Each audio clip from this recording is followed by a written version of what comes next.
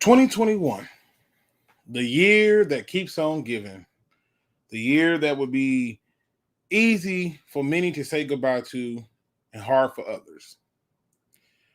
2021 has tested every single one of us, including myself. It has found a way to push us to a limit that many of us never knew that we could ever be pushed to. Some of us have had moments where we've had weaknesses shown. Some of us have had moments where we were just not sure where we are coming from. If you are one of those people who has had a rough year, I want to congratulate you for being here today. I want to thank you for being able to be a part of the fight, for being open to the reality that this world is so much better with you in it. And if you are one of those people who is not sure if you're going to make it, rather than me hear about you, I would rather hear from you. So before you do something that I have to live with or something that someone that you love has to live with, please reach out and get help. Contact the Suicide Prevention Lifeline at 1-800-273-8255. That's 1-800-273-8255. And if for some strange reason you just want to have a good old conversation, then feel free to reach out to me on any of my social media feeds with a simple message of "we need to talk." And if I don't respond, go to one of my videos, send me a message on there that we need to talk, or simply say, "Hey, check your email, check your Instagram, check your Twitter." I get a lot of messages and I try to answer every single one of them. So if you are one of those people who are just not sure and you're just not feeling like you're going to be in that area, then feel free to reach out to me. Now let's talk football.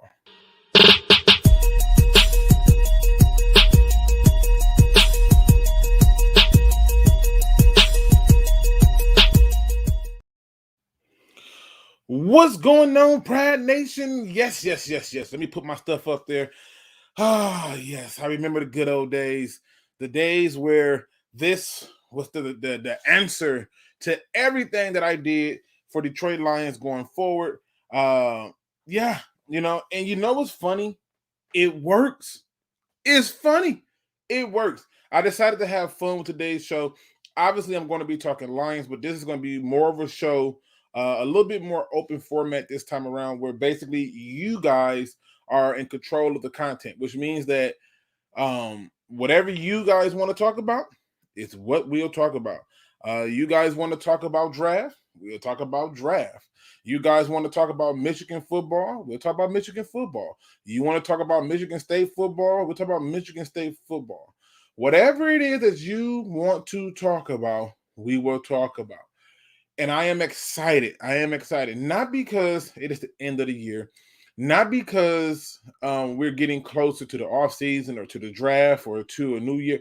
I'm just always excited with the new. Every day, something new presents itself, something new is available, and that is a wonderful feeling for me. Now, let me just tell you, we're also going to be doing something a little bit different, where we're going to be doing a few leaving behinds, right? In other words, what are we leaving behind in 2020, right? 2021. Jesus Christ, I'm going too far. So what are we leaving behind in 2021? Because I believe that we should leave some things behind. But there's certain ways about going about doing it, and I want to make sure that we put that out. So we're going to have fun today. Just know this. We're going to have fun today, getting everything in. As you can see the thumbnail, I want to hear your roar. In other words, I want to hear from you, okay? So let me see who's in the building with me. Let me see. We got one funky Lions fan, Super Saiyan Lion, JGB is in the building. We got Vast Starwin in the building, Dr. Detroit, Don 19. Make sure I ain't forgetting nobody. All right. And I'm pretty sure many people are celebrating or out or will come in later, whatever the case may be. It's all good. I am definitely going to be opening up the the lines for y'all to jump in and chat with me. And having a good old conversation. First things first, I see my man D Williams in the building. What up, though? First things first, though. I want to thank Lions Lee. That brother has helped create a community in a way that makes it so we can talk ball on a regular basis easy without having to exchange personal information, but still have it open. He's basically been in charge of creating the Discord and keeping it running. And so to him, sir, I appreciate you. JGB also appreciates you too, sir, who's always in there making sure he's policing things. Don't you say nothing stupid in there. He will check you, and he's not hesitant to do so. So shout out to him. Shout out to the people coming there just to have fun. Again, this is your show, right? I have things that I definitely got to go through. I have things that I definitely want to talk about. I have things that I'm definitely going to talk about. But again, this show is about you. One of the things I wanted to talk about, because somebody brought this up to me, and all I can do was laugh, was the trade. I don't know why people still on my head about this trade, but they're like, hey, you know, what trade is better? Oh, wait a minute. I see we got somebody in the building, but it said that their device is not connected. So you got to give the microphone and the at least the microphone permission. Camera, you don't have to give permission, but the microphone you do. All right. So I got this message and it says, and I see he be back. It look like we're trying to get Fred Jackson up in here, but I think he's not connecting. He's not connecting his camera and stuff, so we get on here. But we also got Don 19. Don, I'm leaving it open forum today, good sir. What do you have? Anything you want to talk about? We're going to talk about. And before you jump into it, let me just tell you this thing that somebody sent me. They told me, or they asked me, I should say, what was the difference between the Michael Brockers trade and the Everson Griffin trade? And they asked me, what's the difference? They said Michael Brockers ain't done nothing. And I said, well, the Michael Brockers trade was brilliant. Everson Griffin trade was stupid. Right. So let's start with that. What are your thoughts on that? How are you viewing those two trades? So what we gave up for Brockers again? A 7th round pick in 2023. I mean, they kind of the same. I guess you could say Brockers is more productive. The Everson Griffin trade would never make sense to me. So, well, I'll make the argument here that the biggest difference between the two is this: when you brought in Everson Griffin, you brought in a guy who was a 4-3 DN to play in a 3-4 after he had just failed in a 3-4 in Dallas. right. Didn't make sense. You also only got a 5 or 6 game rental. I feel like it was 5 games, but you only got a 5-game rental out of him for that late round pick. Whereas with Michael Brockers, you got a couple of years for a 7th round pick that many of you is going to forget even got traded by the time 2023 get here. Right. The other thing that's different between those two trades is this. Everson Griffin never really wanted to be here. He just simply was trying to get a check. In fact, the moment he got opportunity, he humbled himself and begged to go back to Minnesota. Whereas Brockers was like, yo, I'm here. I want to be here. I'm rocking with this. I like this, and this is where I want to be.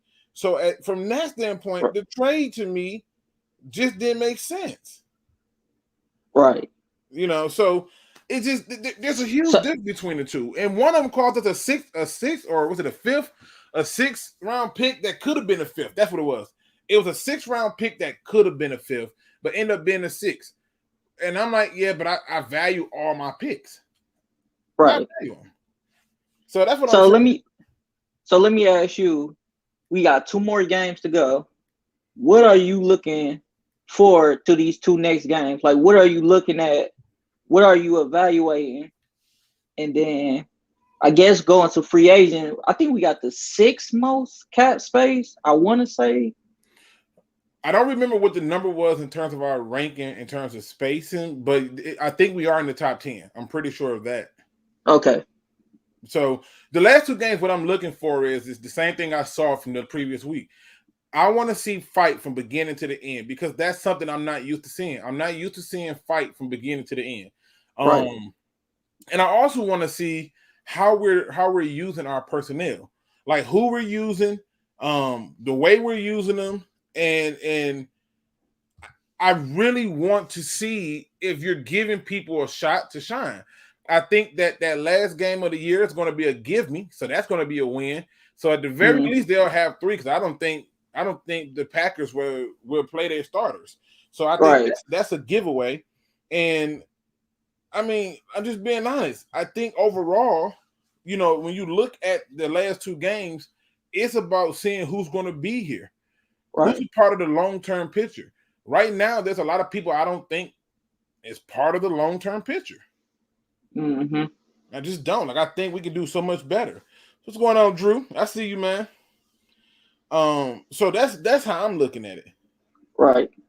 So is there like anybody in free agency next year? I don't know if you got into it already. Is there anybody? I'm always ahead of the game on a lot of stuff. So in terms of the free agency next year, there's a bunch of names that I'm looking at, but I've been paying attention to some storylines on other teams to see are these players going to end up in the pipeline for free agency if not traded. So and there's a few names that definitely popped up, particularly on the offensive side of the ball at the receiver spot. You're going to have a nice group of receivers if they hit the market. If you're in the receiver market, but in terms of who is available that I'm wanting the Lions to get, it's going to boil down to do they actually really hit the free agent market? Because I remember this year there were some names who we thought was going to be free agents and they got signed before it even came to pass. So so yeah, we need to spend our money on linebackers for sure. Well, that's 100%, and it's one of the things that I'm gonna definitely be getting into throughout the day and exploring what the word I want to use, the draft. It's some evidence there that suggests our first draft pick in decision making off rip. So so when you look at those different things, I'm almost sure I know what the Lions is going to do and how they're going to do it. Almost sure. And you said you brought up something, said what would you want to leave in the past? That's right. What are you leaving in 2021? It don't have to be necessarily be bad. It could be something good. It could, but something that you want to leave in 2021 that you like, what, it can stay there. I got things bigger and better coming in 2022. Well, we could leave Jeff Okudah behind, just like how you said drop Jeff Okudah off? Damn. Yeah, just like how every receiver leave him behind. We just go ahead.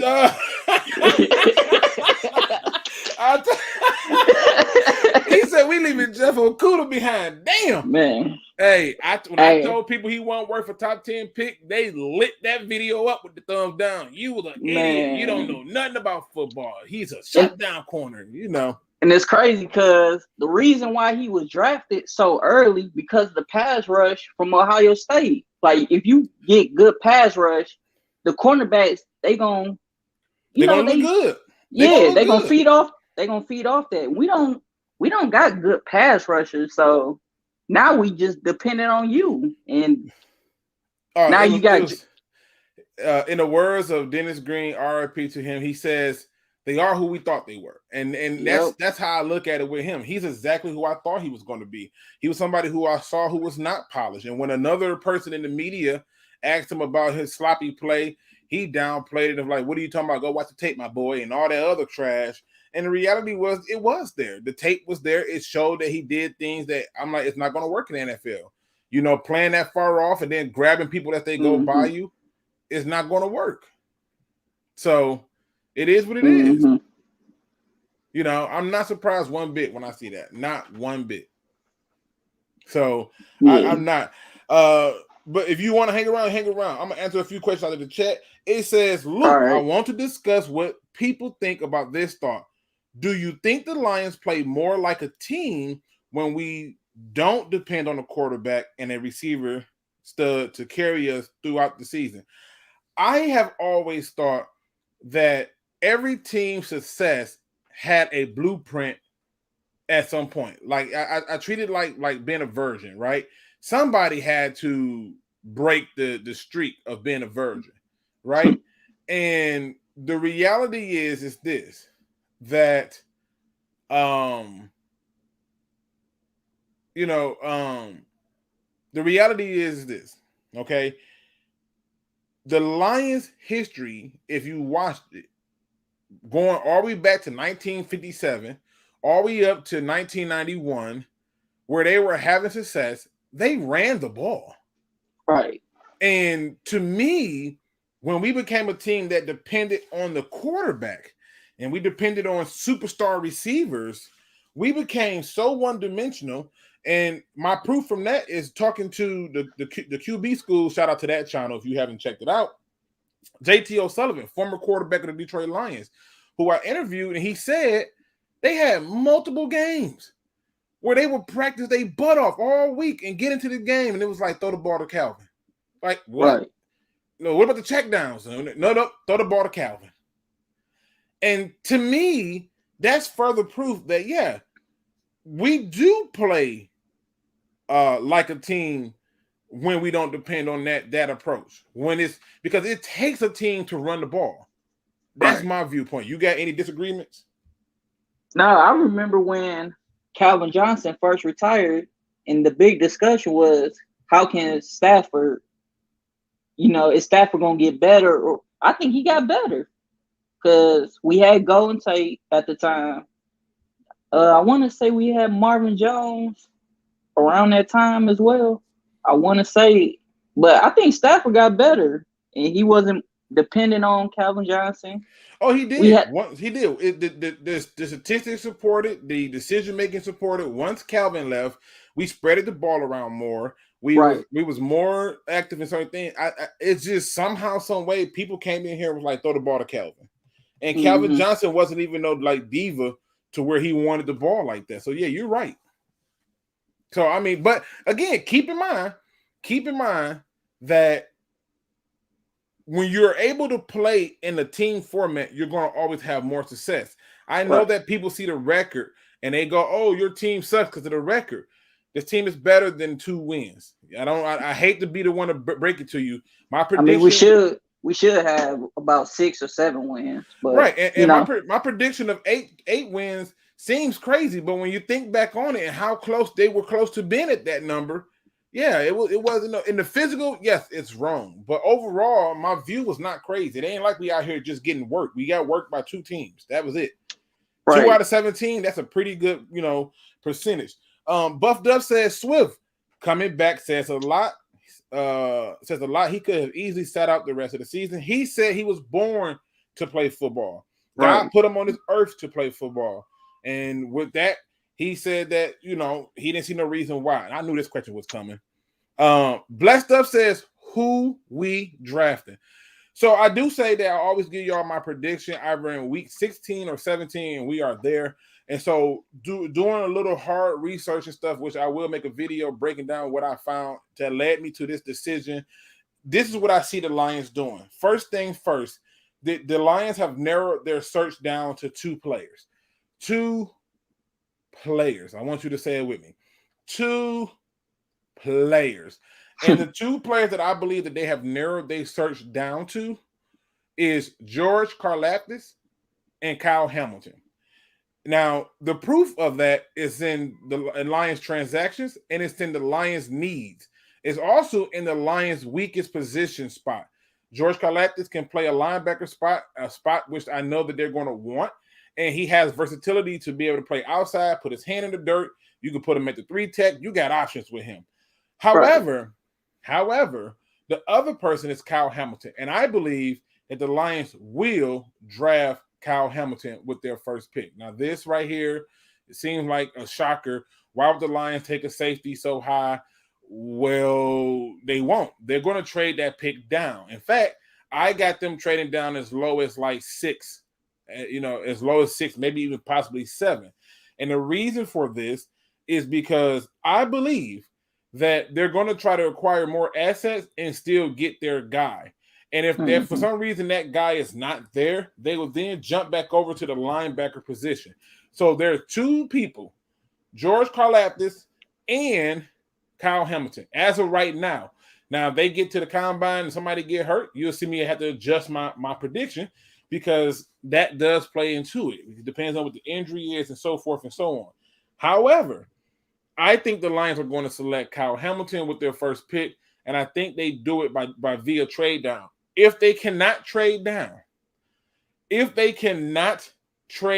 down, okay, people, I want y'all to understand this, then you're still probably going to be shocked at who we're going to get at number 2 if we're still at 2. And if you're telling me that we're stuck at 2, then I hate to be the bearer of bad news, but I think the Lions would still take Kyle Hamilton over versus one of the DNs of Hutchinson or Thibodeau. I think the Lions like Hutchinson a little bit more than Thibodeau, but I don't know if Thibodeau will be there at 2. If he is, then not Thibodeau, but Hutchinson. If Hutchinson's there at 2, I think they will take Hutchinson, and I think that's a mistake in my opinion. But I think they will trade down and take Kyle Hamilton. What you think? I think the type of personnel, the Lions, they kind of want to build from the trenches. So I think they might go defensive end. And then you got to remember, Brad Holmes is a West Coast guy. I could see that, similarity combining. I could see them taking KT. But if he's gone, I could see them trading down. If you remember what the thing that you got to pay attention to is the words. He said that we're going to take on the identity of the city. Mm-hmm. And Thibodeau don't fit that match. It's just not there, in my opinion. And so I can see a scenario where it doesn't happen. I can see how that would not be the case.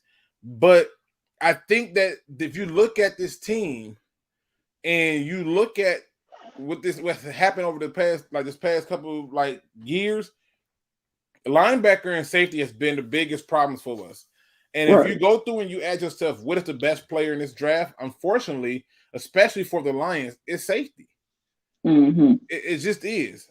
Now, depending on how far they trade back, now that's another scenario that I did look at as a strong possibility, because they could be feeling a certain type of way and say, you know what, we can trade back and get us a receiver. They can, they got options. So when a team trade up, do you think they going for quarterback, or do you think it's defensive end? Like, what's the team who trades up with us, I believe, will be going for quarterback. Okay. Because I don't see no other reason for them to trade up and give up the amount of assets that they will be giving up to take one of these DNs. Shout out to my boy Detroit's on Big Will. What's going on? Numbers J is in the building. I see you. Lions Rumble 81 is in the building. The link is up. So if you want to chat it up. Happy New Year for my man Micro Mike, he says. Shout out to him. William Burr says, Luke, do you think we are better than the Bears right now? Absolutely. Mm-hmm. Our record does not necessarily reflect it, but overall, yes, we are. Now, granted, they beat us head-to-head both times, right? But I think we're still better. I just do. I think we're still better, and I think we're better because, unlike them, they're getting ready to go through a real rough patch. Mm-hmm. So it depends on the head coach. Like, who's going to be the head coach? Right. It depends on if Allen Robinson come back or not. That how old the defense gonna get. So, well, hey, look, all those things are good factors. Shout out to my man Drew. He says, Luke G, now that you guys have good coach and culture, I truly believe the Lions, at the very least, are going to be a severe pain in the ass for many teams next season. They be good. Yeah, I think they already a pain in the ass right now. like it's some teams out here who is trying not to get caught by that, and I think excuse me, I think that's a scary thing. It's a horrifying thing. But it is what it is, and I'm not shocked at all. My man William Birch is joining us. What's going on, William? Nothing much. How about yourself? Not much. William Birch has been on my head. He's been trying to make sure he's like, no, that's not. let's be honest. You love analytics. You have a love affair with analytics and the numbers. Am I right or wrong? I wouldn't say more analytics. I'm very I spend most of my day, 40 hours a week, basically messing around with football at Western Michigan. So I'm more tape driven. So when people go, oh well, someone got 26 touchdowns, that bugs the hell out of me personally. But because I want a little more than that. But yeah, I do bust on you. No, yeah, I am very it's all competitive. fun. It's all fun. Again, before we go any further, I want you to tell me, because to those in the chat who got in here a little bit later, what are you leaving behind in 2021? Don 19 said he's leaving behind Jeff Okuda. He's already there. He's already there. They have 100%. He's leaving them behind. What are you leaving behind? Hopefully, Detroit pessimism. I like that. I would joke around early in the season whenever anyone asked me, "Oh, what are you doing this weekend?" I'm just from 1 to 4. I'm watching disappointment. Okay. So you want to leave that behind, huh? I'm hoping that this all turns around and makes it very feasible to leave that behind. Okay. Now, this is a good question, William. Before I get into you talking about whatever it is you want, this is open to anybody who want to jump in here. That link is for anybody who want to jump in here. We are saying goodbye to 2021 and hello to the future. Also, Michael Mike is joining us, so we're going to bring him in, but I do want to read this comment from my man, Drew. He says, should the Lions trade the first-round pick for multiple second and third picks plus current players? Who's the player? Tell me that. I'm about to say. Yeah, right. Who the player? You give me the right name and you damn Skippy, you can have that first. Yes, you can. You sure can. Give me the right player, though. You telling me somebody that comes up that you wouldn't expect it? Sure, I'll take them. Give me Mika Fitzpatrick, Steelers, you could come up. Listen, I don't even think they're going to trade him, but there is a few players who I think will be traded that if opportunity is presented, I will definitely take. Just saying. Putting it out there. So tell me the player and we can talk about it. Technical Puma says, how do you know this, Luke? I know this because when you look at draft patterns, which is what how I figure out who's going to get taken. And probably why I'm 2-1. What is my record? 2-1. I got it wrong once. Yeah, I don't. Yeah, I think you had T.J. Hawkinson, and then I got Sewell, right? Sue, yeah, that was the best pick of all time. And then you didn't get the Okuda one, that's for sure. Yeah, that's the one. I told everybody, this is why you don't give dead man walk in the third year. I've tried to explain to people, when you give people who are on the hot seat that extra year, they're going to make moves out of desperation, not about the future. And that's the mistake. I just don't get it. Hey, fellas, I got to head out. Okay, go ahead, Don. Appreciate you for coming through, man. And Happy New Year. Happy New Year's to everybody. Happy New Year, man. Happy New Year. All right. Now, what you saying, William? I'm sorry. Oh, no, I'm actually happy we gave Patricia a third year, because who knows if we would have given Dan Campbell a chance a year earlier. We could have took him after the set. Nobody. No, because I heard the reports that Dan Campbell came to Detroit. Detroit didn't reach out to Dan Campbell for an interview. He actually cold opened and everything. Listen. He willed his way into this building, which I love. Who was talking Dan Campbell after that second year of Patricia? Who was talking Dan Campbell? Nobody. Nobody talking. Danimal was. Who? Danimal and people's kneecaps. This is true. So I'm just saying, if nobody was talking about it, you just can't give people that opportunity. I mean, look what happened with the Bears, in my opinion. He goes out and get Fields, and then if he gets fired, the next head coach got to tie himself to a quarterback that he may not believe in. We should have got Urban Meyer, man. He would have really took this franchise to the right direction. You know what's funny? I was to the first pick. I tried to leave my petty in 2021. I tried to leave my pettiness in 2021 because all I kept hearing was Urban Meyer. And when I made the statement, where has he won, where he didn't cheat? People was like, man, I'm telling you, he'll kill it here. And I'm like, where has he won where he didn't cheat? He don't win. Well, he did cheat on his wife with some 20-year-old, but he had to use 2 fingers to do it in an area that should never be penetrated. Oh, my God. We're going to leave that one alone. We're going to leave that alone. William, so, again, we're leaving it open. You can talk about whatever you want. You jumped in. Anything you want. What is it? Let's do it. Our play calling. Okay. I have, so for those who aren't on the Discord, during games, I get fiery in there, you know. Oh, yeah. I get very, very fiery. Yeah, yeah. But it's a fun time. I love our play calling the last few weeks. Like, bar none, I think everything has been in rhythm. It doesn't feel choppy. You know, when things stall, it's simply because stuff wasn't executed rather than like random ass like outside zone on 3rd and 20. You know, like it all makes sense in my mind. And to buffed up, my Discord name is Comrade Poco. Yeah,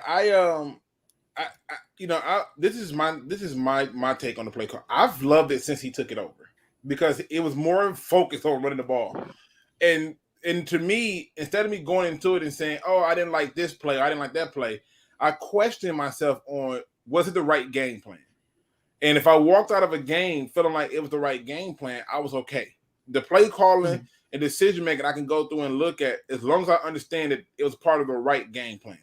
What is your I like the play calling when he took it over, except for there's plays that didn't make sense to me. I love the running, but it was 4th and 6, or I think it was 4th and an inch, or inches, and we did a play action. I'm thinking just run the football, get the first down. That was my initial thought, like just do it that way. I believe in that, and that's where we had that turnover on downs. That one really got under my skin. A lot of people didn't like the field goal kick that we did last week, and I said, man, you got to take the points. And everyone's like, you have to get a touchdown. I said, you got to trust the defense. Right. And so I like that. I like them getting the field goal there. A lot of people didn't like it. I thought that was the right move because if you would have got nothing, that would have been a punch in the face the whole team. I felt like they probably would have gave up at that point. But see, I'm gonna tell you why I was okay with the play calling and stuff, and what you're saying, like you said, but there were certain plays you didn't like. That's every football game. Like, just go and look at any other team. Everybody, like to this day, it's Ravens fans who big time mad you going for 2 back-to-back weeks. You going for 2. It is like if you get it, you're not upset. But the question is it the right decision? Is it the right move or a part of the right game plan? And if it's a part of the right game plan, I don't care. You're going to have mistakes. Your favorite quarterback, favorite offensive lineman, favorite defensive player, they have penalties and mistakes in games that you don't expect to see, but it happens, right? So I was okay with that, and I enjoyed every bit of watching them, get that part of it done. So I can't knock that. Mike, what are you leaving behind in 2021? Ooh, what am I leaving behind this season? I am ready. I am ready for the off season because this up and coming year to me is going to be much better than this last year. I mean, we're talking about year 1 of a rebuild, and so I am ready to see good acquisitions and see that guy on that YouTube channel look like a DA, man. Because Detroit Lions suck. They're terrible. Oh, yeah, I've been talking trash to this guy the whole time. I said I'm going to make a reaction. And he's like, your team sucks. I said, well, your take sucks. And he's like, you need to please stop. And I said, man, I ain't stopping. You crazy? I'm going to keep going. I'm like, you have the worst take of all time. Of course, I'm not going to stop. He made comments based on race. Like I was like, what the heck? A bad take's one thing, but also being racist at the same time. Yeah, I'm burying you. I am burying you. Not only that, did you know Dominic Riola was from Hawaii? Because I searched Hawaii players and he came up and I was like, really? That's crazy. That was kind of interesting. But yeah, I can't wait to see them be better than people like him think. I think that a lot of people just assume we're going to be Jacksonville Jaguars because we're bad this year. But I think the Lions can take a significant jump this offseason. And I think that's vital for the fan base. And for someone who covers this team every single day, I need it, man, because I can't drink alcohol every day. I know, right? Yeah, you need a little bit of something. I get it. Ghost Gunner is joining us on the show. What's going on, Ghost? Yo, now going back to the racist dude. I remember he was calling out like his footwork or whatever, but then did not show any clips of his footwork. No clips and nothing. Oh man, he's trash, man. Didn't even show a second. What in the sweet? What, did somebody hit the dunk? I missed it. Hey, you didn't want to know what I was doing in there. Hey, we're gonna leave that one alone. Let me answer this question really quick because it's been up here for a second. Does anyone think Hamilton is Ed Reed? Because if he is, then take him at 2. I think he's Sean Taylor. I love Hamilton. That's my comparison. He's Sean Taylor. That's my best comparison. He's like, I saw this video the other day, and it said that he has the ball hawk ability of Ed Reed, the smarts of Troy Polamalu, and the athletic ability of Sean Taylor. And I went, oh, I'll take that. And I thought it was spot on. But my comparison is Sean Taylor. Anybody got any other different comparison? They think he is Ed Reed, think he's Troy Polamalu. Who do you compare him to? To me, he's Sean Taylor. Sure, I'll take that. I would say Colossus from the X-Men because I think he's a mutant. He's so different. He's not the prototypical player. That's the thing. 220 pounds, 6'4". He's a big guy. Kind of reminds you of the Legion of Boom if you look at what they had back in the day. Cam Chancellor. Cam Chancellor and those guys. Something more physical power. I think that's exactly what you would get. And I think you put him next to Tracy Walker. Oh my God! That's exactly. There's exactly. NFL teams thinking he might even drop down to linebacker. I mean, you could have him be the ultimate hybrid linebacker safety. Like, I would hate that. Insane. I would hate that because when this happened, when the linebacker talk started with Simmons, it made sense. He was already like 230. You know what I'm saying? Like he was 239. Oh no, I'm not saying he don't need to put on any weight. Right, but there's moments where like he can join the box if necessary. True. He can be that flexible chess piece, you know. Yeah, but I prefer to leave him out. I want him in free space. I want you to think about where he's at all times, and that to me is how you can get it done. Our secondary would be pretty set adding him to the room because really outside of our pretty much every spot but that other safety spot, we just have backups there. It is one of the things. Look, any edge rushers you like in this draft besides George Karlaftis? Oh yeah, it's a bunch of them. It's a few of them that I like. But I got to make videos of them, so I can't give you all of the stuff here today. But I can tell you this much: there are some people that I don't think is getting enough conversation that could be had at a later time, like maybe second round or late first, depending on how you want to go about it. It just depends on how you want to play it. So yeah, 100%. Ghost. Yo. What are you leaving behind in 2021? Oh man, so that's a tough spot right there. Put me on the spot with that one. Well, I want to leave behind 2021. I mean, you may got a plethora of things, but what's something that you just like? Hey, I think I'm gonna leave this back behind. Hopefully ever bringing up Matt Patricia or KFC or JBC. JBC aka KFC. Throw Paul Pepperoni in there too. Oh my God! I knew it was bad when he named him defensive coordinator. I was like, who? Where'd he come from? Like Paul this dude. Pastrami.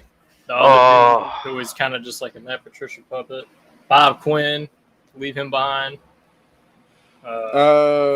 Trey Flowers, leave him behind. Yeah, leave him at the drop him off the airport.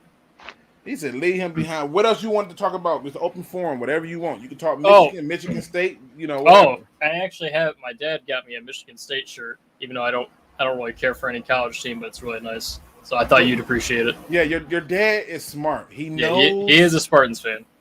Well, I mean, he knows when he knows. I mean, and I love when Michigan fans like to talk trash to me and say, we're in this game. And it's like, we beat you head to head. In your house, and we did it in a comeback running the ball. Name me the last team who did that. Y'all just won your bowl game too without Kenneth Walker too. So that's pretty nice. Again, some of the things that people talk about. Nomis J want to know what is everyone's opinion on Jaquan Brisker. That's the safety out of Penn State. I don't know if y'all had a chance to check him out, but I have, and I love him. I really do. I love him. I do question sometimes some of the angles he takes and things, but overall I think he would be a very decent safety. Would I be trying to touch him in the first? Probably not. He'll be there in the second. Yeah. So, but I do love him. I like his game. So basically, if we pass on Kyle Hamilton, take him. Yeah, he'll probably be like my. He'll probably be like my number. Honestly, in terms of safeties, I think I had him at like number 3. I like Jordan Battle better than him. I have Jordan Battle's number 2. Do you? I love Battle. Yeah, I love Battle. I like Brisker more than Battle. You know what my problem with Battle is? It's the same. Going to battle, you know what I'm saying? You know what it is? It's the same thing that has always been with those players who come out of Alabama. How much is it the player and the people in front of them? I mean, if your last name's Battle, you can't be bad in the NFL with that kind of name. Come on. I mean, true, but I think I like Brisker a little bit. Ooh, Mike, that'd be a good video. That'd be a good video. Briskies and Battle. Yep. We could do it. Yeah, I think they're both second round picks too, and they'll probably go within the 10 picks of each other. It'll be a late first round, early second round for those two. True. Because there's Kyle Hamilton and then there's everybody else. Because Kyle Hamilton's a difference. He's just a different level. So different. But I was thinking we could do a 2-channel battle. You pick one, state your case. 2-channel battle. Yeah, you take Battle. I take Brisker. I think Brisker. I had to make my case for Brisker and let the people decide. What you think? So you name it 2-channel battle, and then my guy is Jordan Battle. That's right. 2-channel battle. with your guy name being Battle. Right? We come up with another name. Man. But right now it's Battle. And then I'm telling you, you know what I'm telling you, I really do look at how often it is to other people, because I've seen him have some clean lanes, like without a single person in his way. Like it's not a single person, like for miles, and I'm like, he really gonna? Okay, I don't know. What do you think of Peyton? I'm not worried about Hamilton's knee injury because everybody is injured up front. Yes. Aiden Hutchinson, injury history. Kayvon Thibodeau, injury history. Kyle Hamilton, a little bit of knee there. But everybody has it. That's what the thing with this draft is there's not a number 1 Trevor Lawrence. There's not a guy that's like, this is the guy. But I'm telling you what, the safest player in this draft, and to me, the most dynamic player, is Kyle Hamilton. He just is. And especially with this new era of tight ends where you're going against these Wallers and you're going against all these dynamic players that can get open field. Yep, everybody's got one now. You get a Kyle Hamilton, and he can pretty much put a stop to that. Plus, I think the reason why I'm not worried about the knee is I didn't hear anything pertaining to ligaments, right? Like, I'm not hearing serious ligament damage. And then 2, let's say the knee just don't hold up. Okay, so he's no longer a safety. He's officially a linebacker. Whoopsie! Like, who don't want that? How much can he lose at that point? But if you just look at the games that we got to play and how Kyle Hamilton can affect those games and make changes in those games, in terms of we got the 9 home games next year, and obviously we don't know when we play them, but we know that we got these teams. Obviously, we got the Minnesota Vikings, the Packers, and the Bears. We know that, but we play the Eagles again, and and we play the Washington football team, Cowboys tight end. We play the Cowboys, Patriots tight ends. I got 2 of them, and that's what I'm saying. You talking about playing Buffalo, Miami, Jacksonville, Seattle, and then you start talking about New England. You start talking about Carolina. You start talking about the Giants. You start talking about teams that you're going to play. Yeah, having that good safety makes a difference, in my opinion, and that's just where I get excited about it. So yeah, I'm not too concerned about the knee. Could be more concerned, but overall not concerned. I'm just not. Yeah. So I'm not concerned, because if you're concerned about his knee, then you need to be concerned about everybody else who's been injured. I mean, Aiden Hutchinson was out for pretty much a half a year last year. And then you had Kayvon Thibodeau, who's been dealing with injuries this whole year. Yeah, he didn't play against OSU. Buffed Up says, how about getting Nakobe Dean with that second first? That's the Georgia linebacker, right? Yes. Nakobe Dean. Okay, I'm trying to make sure I don't botch this up. Nakobe Dean's gonna have to have a great combine, okay? Because I watched enough of his tape, and I really think Nakobe Dean looks like he should be a can't miss pick. But I realized something. Most of his best plays came off of that big ass D tackle's body, like Jordan Davis. Yeah, like dude, if you don't have that type of D tackle, I don't know if you want to be taking Dean. That actually reminds me of another linebacker. Do you know who Peyton Wilson is? Number 11, NC State. Yeah, I say North Carolina State. Yeah, he played. When I was watching the Lee McNeil film when we drafted him, he was flying off the screen for me. He was. And I think he was 4th in the country in tackles. And then this year, I haven't really seen much out of him. So I don't know if we could get him as like an undrafted free agent or a late round pick, and he'd play lights out behind Lee McNeil again. I don't know if he's even entering the draft this year. That is also. I really do like Dean, but to me, it's just who else is there. Because I think he would be there at the 28th pick. He could be there with the 34th pick. But Dean's worthy of that pick.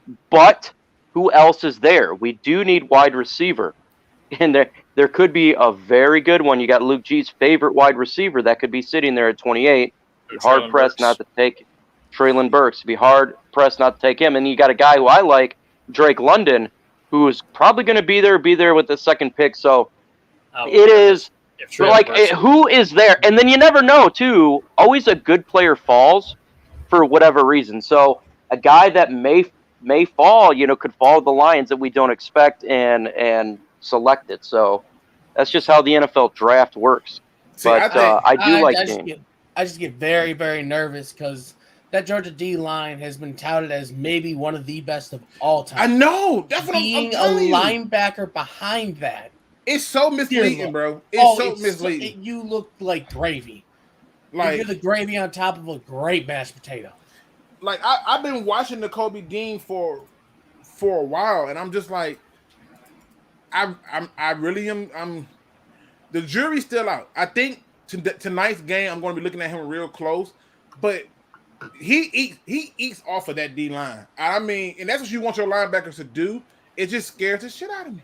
I'm being honest with you when I tell you this. It scares me to death. I wish there's another way of doing it, but it is what it is. Now, I got up the transactions of the Detroit Lions because this is something I want to take a look back at and just kind of go over what was your favorite transaction. What is the most underrated? Apparently, I'm on ESPN. It goes all the way back to January 2nd, 2021, where they signed safety Bobby Price from practice squad, activated Danny Shelton from injury reserve, and we going on and work our way up. There was a few transactions that came just a little bit after the draft. So, or was it before the draft? Before the draft. All right. So, I some of the things that I predicted and got right was that we would target people like Tyrell Williams and that we would get rid of people like Jesse James and Justin Coleman. Got all those right. That Jesse James signing was so awful. Dude, it wasn't even a bad signing. He just it's how they used. It's sad when even Bob Quinn was getting upset that he wasn't being used and they still didn't use him. They weren't using him. Justin Coleman stayed hurt. Trufant stayed hurt. It don't make sense. I'm just so happy these guys are not on our team. I'm so tired of hearing about these guys. I know. Man. They killed us. Nuts. Some of the signings that jumped out to me was just little ones, like how like people forget, like we forget that we had Darren Fells, right? We forget that we kept people like Collins. We waived Kerryon Johnson. And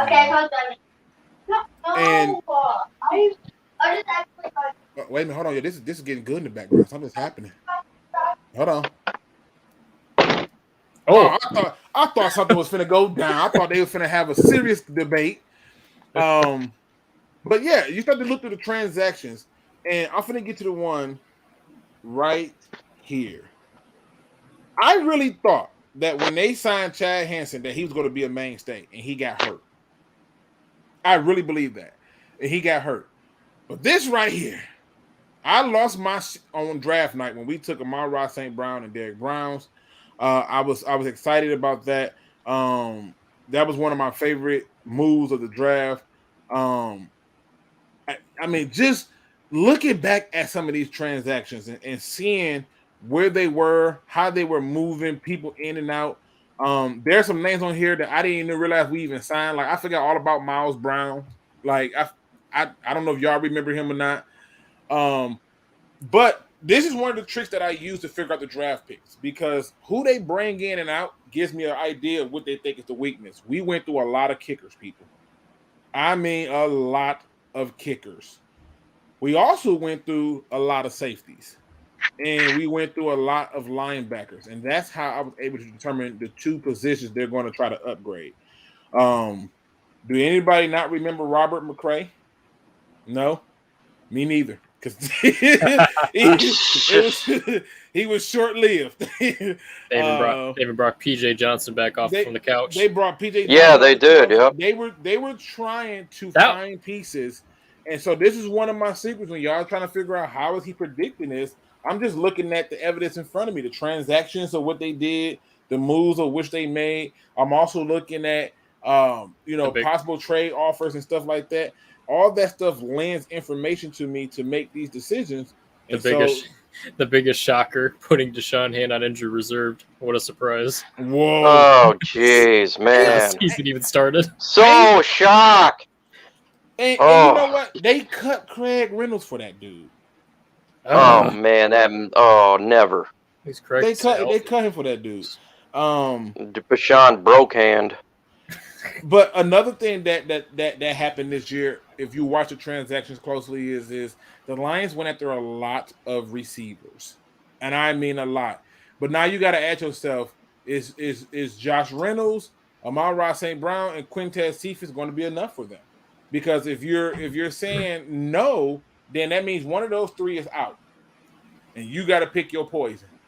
So we know Amon-Ra St. Brown is here, so it's really going to boil down to Reynolds and Cephas. And so if you're focusing on taking the receiver, you're telling me that one of those guys is out because they went after a lot of receivers. And I mean a lot. Geronimo Ellison. Sage Surratt. I remember they were excited about him that he just could not get open.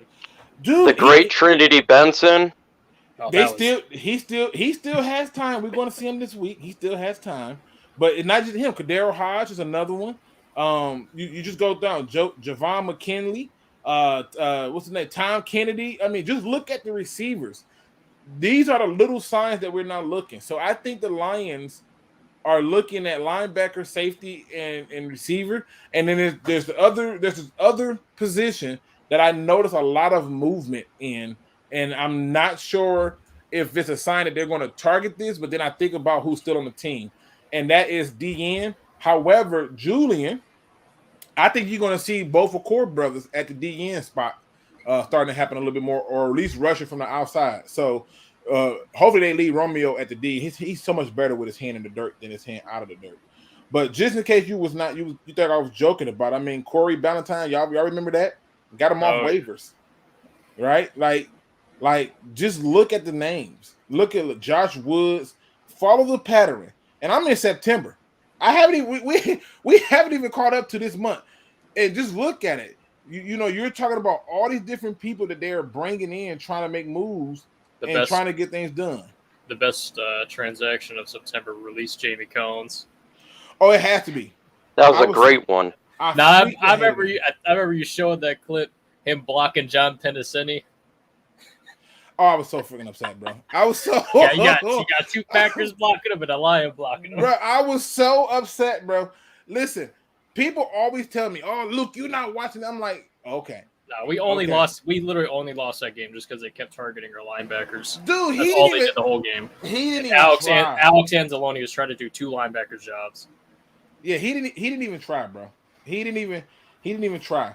One Pride 40 says you're looking at the pattern of what about edge rusher? They have people on the edge they believe in. They believe in Charles Harris.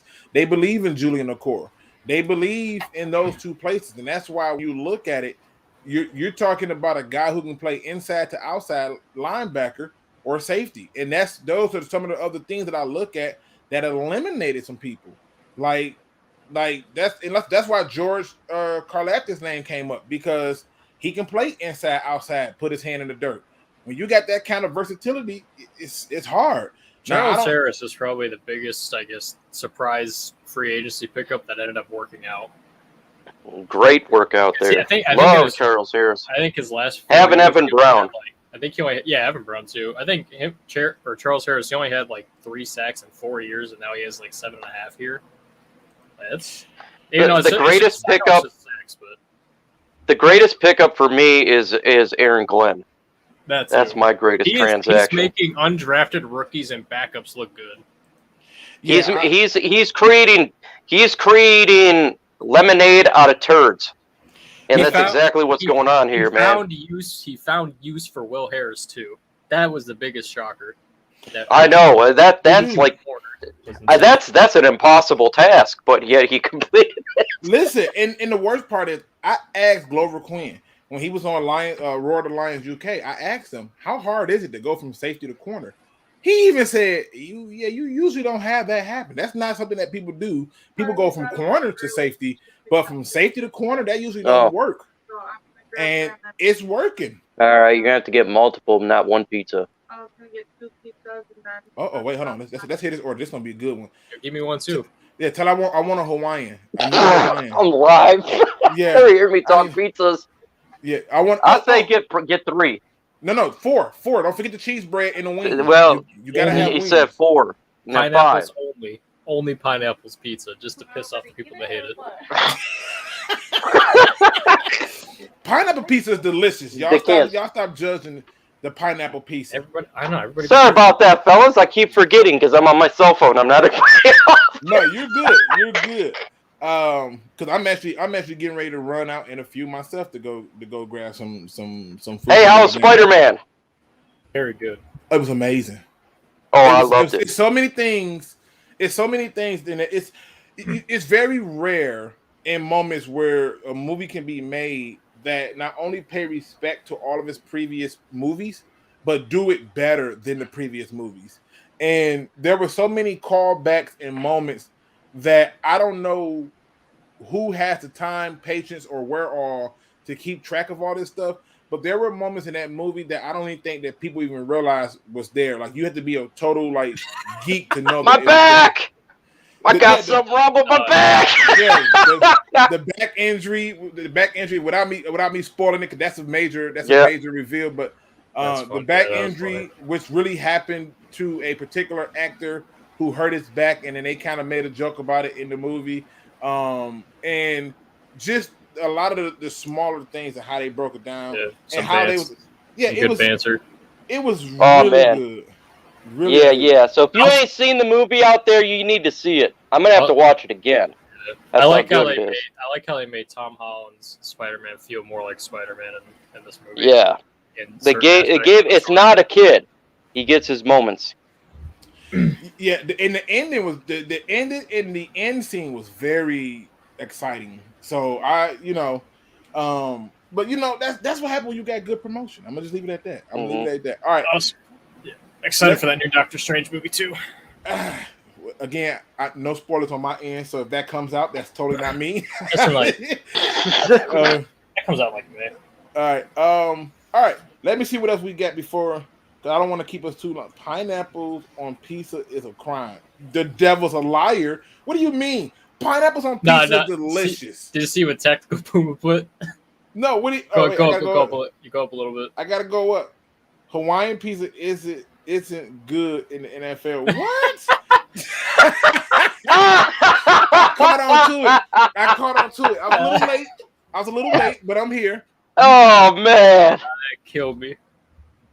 Wait a minute. No, Miss, what you talking about? Huh?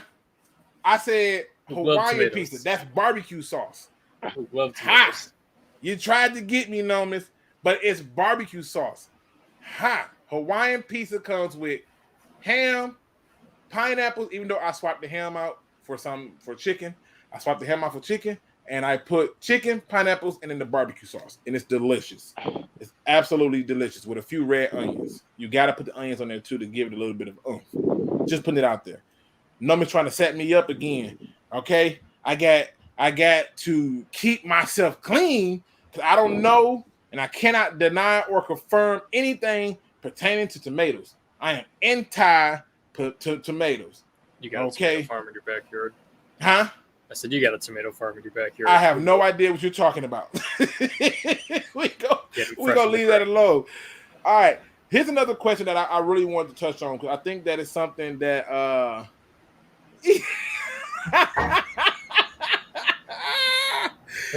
hey, I'm just saying.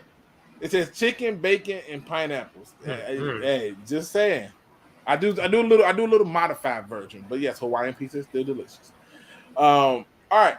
I gotta ask this question before I get everybody out of here. It's important. What are you looking most forward to in 2022? The NFL draft, or to see what head coaches we're going to keep as we because I think we in trouble. I think what Fairley has done, Hank Fairley has done, and what Aaron Glenn has done, we in trouble. We got problems. And I'm more intrigued to see who we keeping in terms of our coaches. So starting off with you, Gunner, who you think? What are you thinking? What are you more intrigued about? I'm not really too worried about losing coaches unless their contracts are up after this year. If they're not, then I think that we can block them from taking a coordinator job.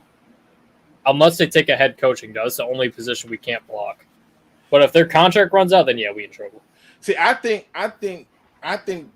that there's some people that can be looked at for head coaching jobs. Oh yeah, like Aaron Glenn, I mean, he could just show what he did with what he had, and that'd be could be attractive to some teams. Wait, did I really just read this? Buffed up trying to be funny. Looking forward to seeing Okudah play. Nothing else. Oh, man, you ain't looking. You ain't waiting for no Jeff Okudah. What is he going? At this point, he's a nickel corner. There's no way he come back from that injury and be better. If it was an ACL, but that Achilles. Right, it's an Achilles. Right? No way. No way. He can't catch a break. First, he's got to play under Matt Patricia. Then he's got to get a groin repair, and then he gets blows out his Achilles. Like, Okudah can't catch a break. Nope. Let me ask you a question though. Let me just piggyback on this because I do want to talk about this before I get out of here. People think that I don't root for Michigan, but I root for Michigan when they go against anybody but Michigan State, and I'm rooting for Michigan to win tonight. I hope so too. Let's start off with you, Gunner. Do you believe that Michigan will win tonight? I think so. I think their running game is going to tear up Georgia. I think their offense is just better than Georgia's offense in general. I think if they can touch Georgia's quarterback, I think they'll be fine. And with David Ojabo and Aiden Hutchinson, they've been able to do that all year. Mike, you think Michigan win tonight? Yeah, I think they do. And I'm not a Michigan fan. I'm an Oregon Duck fan. I root for Michigan. when they're not obviously playing against my team whenever that does occur. But yeah, I think they do. They got a good defensive line, Ajabo, Hutchinson, and you could run the football. What do you got to do? Get after the quarterback and run the football. Get her done. Man, my guy Desmond Ridder playing like crap right now. Well, doing? I'll tell you this much right now. I am rooting for Michigan to win. I don't think they do. I think the head coach overthinks himself and coaches himself out of a win. It seems like every time it's a super important game, I watch Harbaugh make a decision that I'm like, you didn't have to do that. That was not necessary. That's not what's needed. Yeah, if Georgia can stop the run, they're in trouble. Yeah, it's especially if Jordan Davis takes over that game. Michigan needs something to root for, man. Like the state of Michigan. Right. They need this. They need this. And it's just one of those things. Like I said, Michigan State got their win, which I'm like, good for them. But yeah, you're right. They need something to root for. And if it's not, it's we got problems. All right, let me hit one more thing, and then we can get up out of here. I didn't want to make a long show. I just wanted to kind of say goodbye to 2022. But I never answered the question about what I'm leaving behind. He says, hush, Luke. Michigan is going to win. I hope they do. I'm always rooting for my state when they go against somebody else, but I swear Harbaugh always doing some dumb decision-making in crunch times. Just food for thought. What I'm leaving behind is any hurt or pain. Any hurt or pain that I had to deal with of any form or kind or fashion, I'm leaving that behind in 2021. They can keep it. I have always been a person of forgiveness and moving forward, and doing it with a prideful way. So I'm leaving that behind. I can't carry the hurt, the losses that I had and things like that with me. It doesn't benefit me. We just had another celebrity pass away today, and Betty White, who I couldn't even be sad about because 99 years of age is a long time. But when you think about that, her birthday is on January 17th. It's like, yo, you was that close to being 100. So I can't be mad at it. But yeah, I gotta leave any hurt or any pain behind in 2021. I'm good on it. They can have it. They can have that part of it. One of the things I'm looking forward to in 2022 is being a business owner. I am really working hard to starting my own business and basically gaining my own path, where I'm the one making the decisions. And so these are just things that I'm looking forward to. Last question before we get up out of here, because I think that we need to do it. So I'm gonna keep it sports related, but keep it sentimental. Since you both are here, Ghost and Mike, and you in the chat, please post it in there as well. Something that you were thankful for in 2021, sports-wise, thankful for in 2021. For me, it was taking Amon-Ra St. Brown and Derek Barnes in the fourth. I'm so thankful for that because I really enjoyed those two players. I was gushing all over those two players and thought that they would be very good players for the Lions, and they're proven to be just that. So starting off with you, Mike, give me something you're thankful for from 2021. I'm thankful for Jared Goff throwing that touchdown to win that game. That was a moment I'll remember for 20 years from now. This is going to be one of those moments where, like when Stafford jumped over the line to beat the Dallas Cowboys, when Jared Goff threw that touchdown and won on fourth down and no time on the clock to win the game. That is a moment that's precious, and I'm very thankful for that. Okay. What about you, Gunnar? What is something you're going to be thankful for in 2021?